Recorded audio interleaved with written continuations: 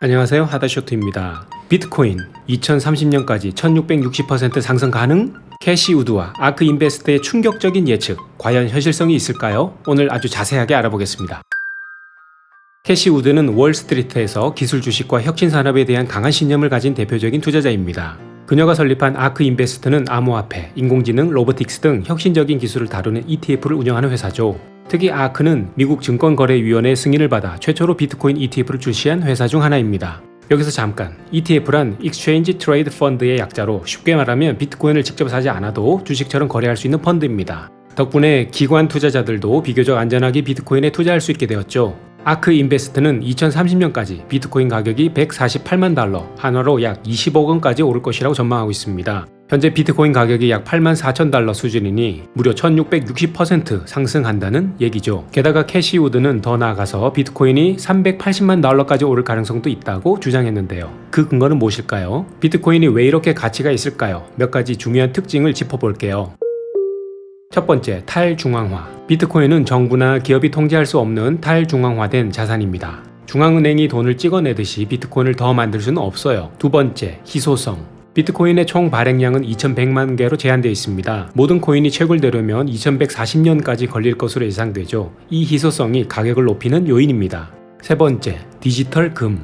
비트코인은 종종 디지털 금이라고 불립니다. 금처럼 가치 저장 수단으로 사용될 수 있기 때문이죠. 네 번째, ETF를 통한 투자 접근성 증가. 비트코인을 직접 구매하지 않아도 ETF를 통해 투자할 수 있게 되면서 기관 투자자들의 유입이 더 쉬워졌습니다. 아크인베스트는 비트코인이 상승할 수 있는 8가지 요인을 제시했는데요. 그 중에서 가장 주목할 만한 3가지를 살펴보겠습니다. 첫 번째, 미국 재무부의 채택. 각국 정부가 금과 함께 비트코인을 외환 보유고로 보유할 가능성이 있습니다. 트럼프 대통령은 미국이 비트코인 준비금을 마련해야 한다고 발언하기도 했죠. 두 번째, 디지털 금의 부상. 아크는 금 투자 자금의 20에서 50%가 비트코인으로 이동할 가능성이 있다고 분석했습니다. 금보다 휴대성이 뛰어나고 디지털화된 강점이 있기 때문입니다.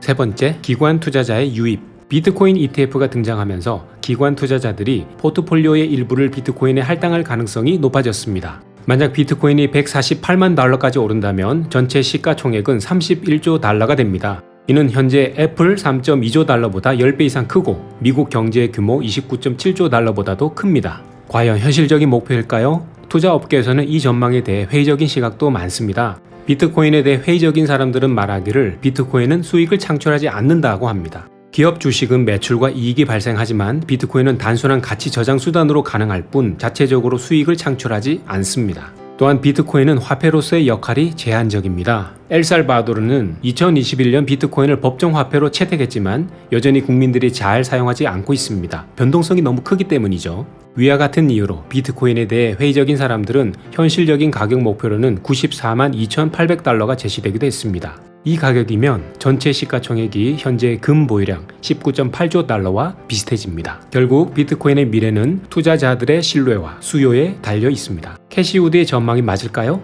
아니면 과장된 예측일까요? 여러분의 생각을 댓글로 남겨주세요.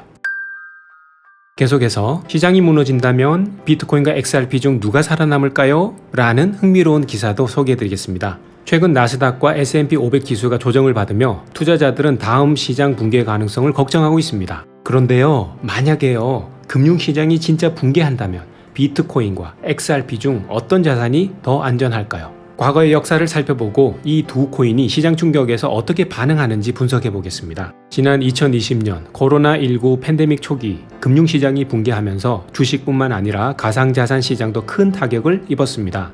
당시 비트코인과 XRP는 급락했지만 이후 5년 동안 모두 반등에 성공했습니다.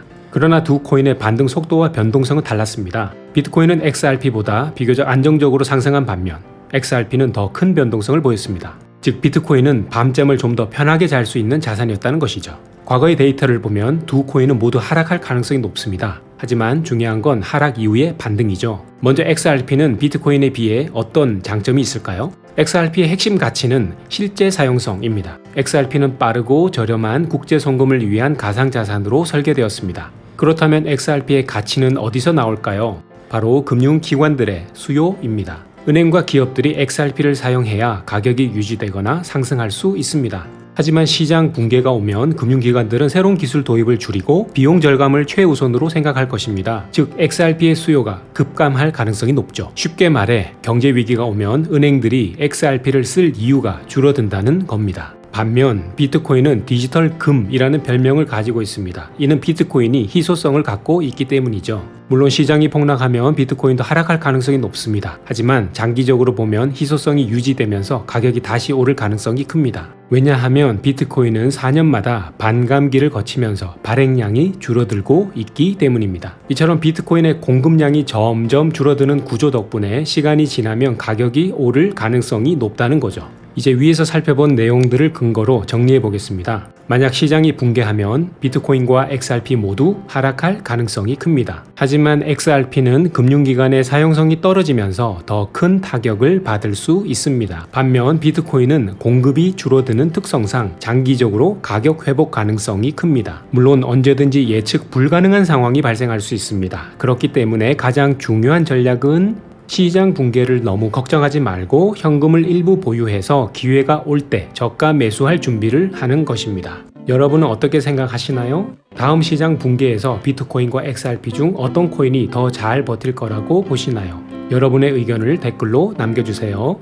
영상이 도움이 되셨다면 좋아요와 구독 부탁드립니다. 그럼 다음 영상에서 만나요. 안녕.